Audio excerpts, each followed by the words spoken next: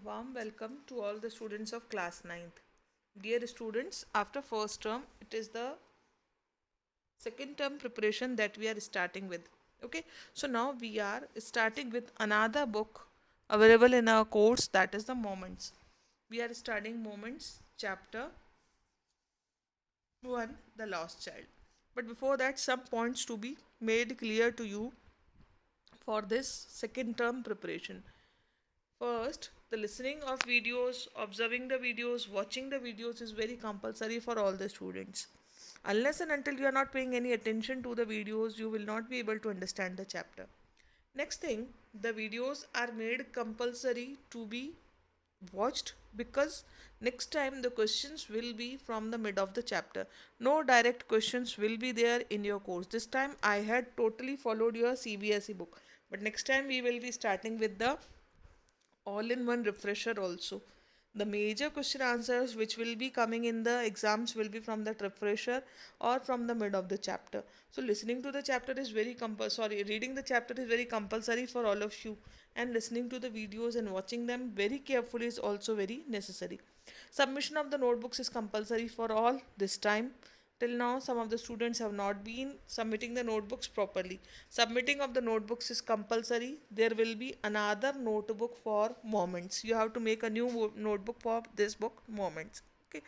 And the submission date will be mentioned to you when you will complete 2 or 3 chapters. Every week you will be given 2 chapters of this book because the chapters are a bit easy in comparison to Beehive portion. Okay, so let's read it.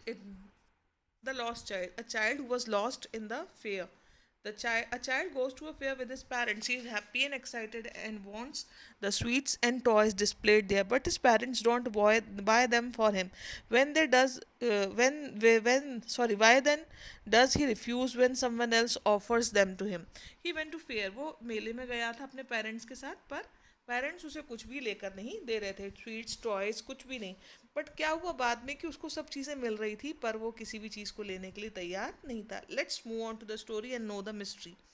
It was a festival of spring. From the wintry shades of narrow lanes and alleys emerged a gaily clad humanity. कौन सा festival था? Festival था spring का, बसंत के महीने का. From the wintry shades of narrow lanes. Wintry shades means सूरज की जो मद्दी मद्दी धूप आती, कब? सर्दियों के दिनों में. नैरो लेन्स में कैसी धूप बिखरी हुई थी? हल्की हल्की. And alleys emerged a gaily clad humanity. Alleys का मतलब क्या होता है? A passage, narrow passage. Emerged a gaily, gaily means happy, clad, well dressed humanity. बहुत सारे लोग तैयार होके सुंदर सुंदर कपड़ों में उस पतली गली में से कहाँ जा रहे थे? खुश होके मेले की तरफ. Some walked, some rode on horses. कुछ लोग पैदल चल रहे थे, कुछ घोड़ों पर जा रहे थे. Others sat being carried in bamboo and bullock carts. और कुछ लोग किस में जा रहे थे? बग्गियों में या फिर कार्ट्स मतलब बैलगाड़ी में. One little boy ran between his father's legs brimming over with life and laughter. और एक लड़का जो था, जो हमारा लॉस्ट चाइल्ड, वो कैसे जा रहा था? वो अपने फादर के दोनों पैरों के बीच में से बार बार क्रॉस करके जा रहा था. ब्रिमिंग मतलब वो फुल फुल था, पैक्ड था. किस चीज़ से? ब्रिमिंग ओवर विद लाइफ, जो कि लाइफ से फुल था और बार बार हंस रहा था. क्यों? क्योंकि वो अपने पापा के साथ खेल रहा था. Come child come called his parents as he lagged behind. जब वो थोड़ा पीछे रह जा रहा था तो उसके पेरेंट्स उसको बुला रहे थे कि बच्चे जल्दी जल्दी आगे आ जाओ. Fascinated by the toys in the shops. वो पीछे क्यों रह जा रहा था? क्यों? क्योंकि वो बार बार टॉय शॉप्स पे टॉयज को देख रहा था, वो उनसे अट्रैक्ट हो रहा था. दैट लाइंड द वे, जो कि दुकान में एक लाइन में सजे हुए थे. He hurried towards his parents, his feet obedient to their call. और जैसे ही उसके पेरेंट्स उसको बुला रहे थे, वो दौड़ के उनके पास जा रहा था. हिज फीट, जो उसके पैर थे, वो अपने पेरेंट्स के बहुत ओबीडियंट थे, मतलब अपने पेरेंट्स का कहना मान रहा था वो. His eyes still lingering on the receding toys. पर जो वो अपने पेरेंट्स के बुलावे पे आगे तो भाग रहा था, पर जो उसकी आंखें थी वो पीछे चिपकी हुई थी, पीछे छूटी, पीछे चिपक जा रही थी या पीछे ही रह जा रही थी. किन की तरफ? वो खिलौने जो कि दुकानों में पीछे छूटते जा रहे थे. As he came to where they had stop to wait for him he could not suppress the desire of his heart. और जब वो वहाँ पहुँच गए जहाँ पे उसके पेरेंट्स रुके हुए थे उसका वेट करते हुए, वो अपनी इच्छा को और दबा नहीं पाया. Even though he well knew the old cold stare of refusal in their eyes. जबकि उसको पता था कि उनकी आंखें कैसी, बिल्कुल ठंडी, और उनकी आंखों में एक मना है कि हम तुम्हें कुछ भी लेकर नहीं देंगे। आई want that toy, he pleaded. उसने अपने पेरेंट्स से रिक्वेस्ट करी कि मुझे वो टॉय चाहिए, मुझे एक टॉय चाहिए। His father looked at him red eyed. उसके पापा ने उसे गुस्से में देखा, लाल आंखों से। इन हिज फैमिली टायरेंट्स वे, जैसे कि वो गुस्से में हमेशा उसे देखा करते थे। Tyrant means cruel. His mother melted by the free spirit of the day was tender and giving him her finger to hold. पर जिसकी माँ थी उसकी रिक्वेस्ट से थोड़ा थोड़ा पिघल जाती थी, उसकी तरफ वो सॉफ्ट हार्टेड थी और उन्होंने उसे अपनी उंगली दी पकड़ने के लिए। Said, look child, what is before you, देखो तुम आगे देख कर चलो, तुम्हारे आगे क्या है। It was a flowering mustard field. उसके आगे क्या था, एक पूरा खेत जो कि मस्टर्ड से, सरसों से भरा हुआ था। पेल, इतना पीला जैसे कि एक गोल्ड गोल्ड पिघला हुआ रखा हो। Pale like melting gold as it swept across miles and miles of even land। क्यों? क्योंकि वो खेत दूर दूर तक, माइल्स एंड माइल्स तक किससे भरा हुआ था, सरसों के पीले पीले फूलों से। A group of dragonflies were bustling about on their gaudy purple wings, intercepting the flight of a lone black bee or butterfly in search of sweetness from the flowers। और क्या हो रहा था, ग्रुप ऑफ ड्रैगन फ्लाइज जो होते हैं उनका group, कहाँ पर ग्रुप मतलब वेर बसलिंग, जो कि बहुत एनर्जी से भरे हुए थे। और उनके विंग्स कैसे थे, पर्पल कलर के। वो भी उस खेत में घूम रहे थे, उनमें उड़ रहे थे। इंटरसेप्टिंग टू, और किस किस को डिस्टर्ब कर रहे थे, वो इंटरसेप्ट कर रहे थे, मतलब स्टॉप कर रहे थे। किसकी फ्लाइट को, ब्लैक बी की फ्लाइट को या फिर बटरफ्लाई की फ्लाइट को।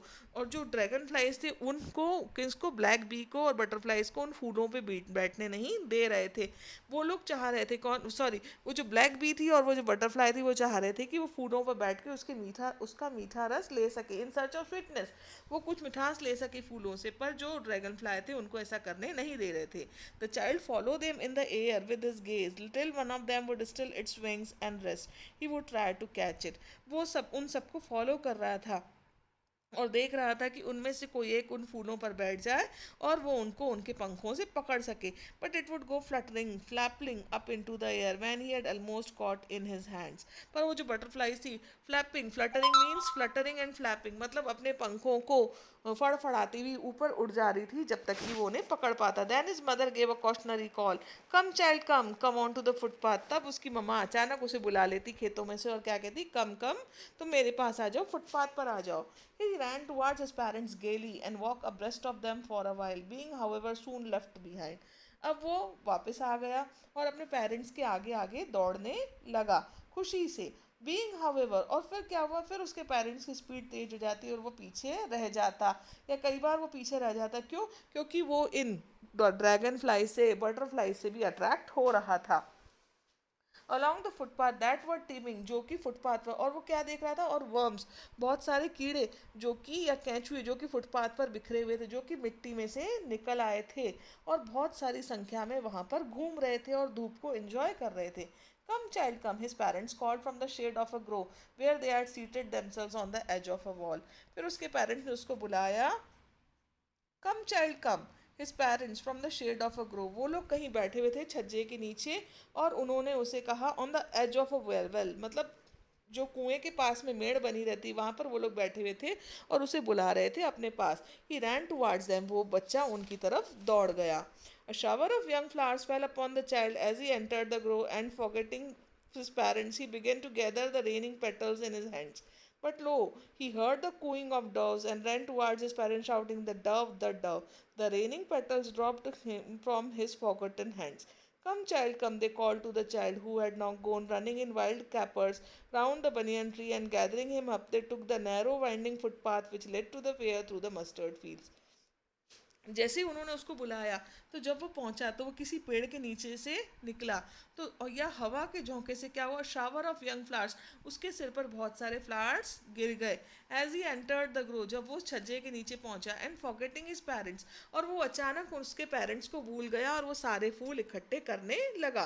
But lo, he heard the cooing of doves, पर जब वो सारे फूल इकट्ठे कर रहा था तब उसने क्या क्या देखा, उसने कू, मतलब जो आवाज़ थी डव की, मतलब सफ़ेद कबूतर की आवाज़ को सुना, और उसने वो सारे फूल वहीं छोड़ दिए और वो उन डव के पीछे दौड़ने वाला था। अचानक उसे आवाज़ आई, कम चाइल्ड कम, फिर उसे पेरेंट्स उसे बुलाने लगे।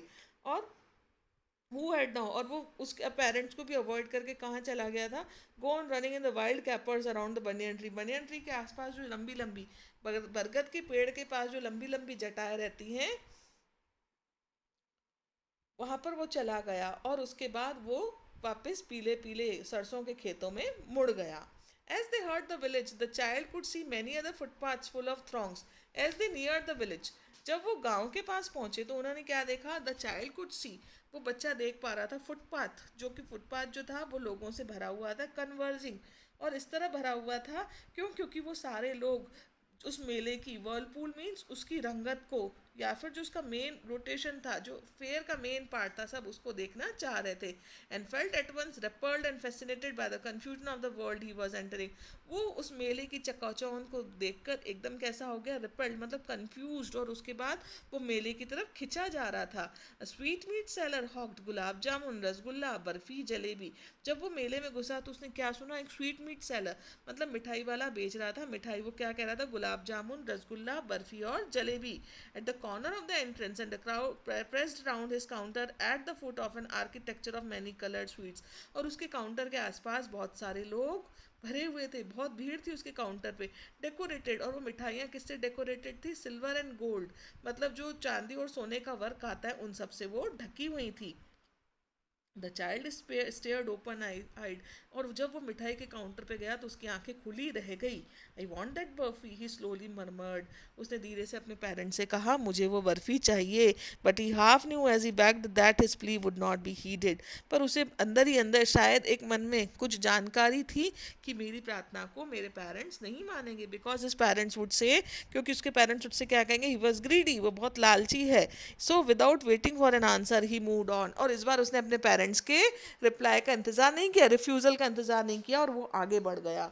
अ flower seller hawked a garland of gulmohar, a garland of gulmohar. The child seemed irresistibly drawn.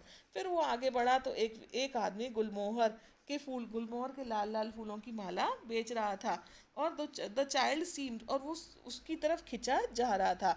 He went towards the basket where the flowers lay heaped and half murmured, I want that garland. वो उन फूलों के पास गया, उसने money मन कहा, मुझे ये भी चाहिए. But he well knew his parents would refuse to buy him those flowers because they would say that they were cheap.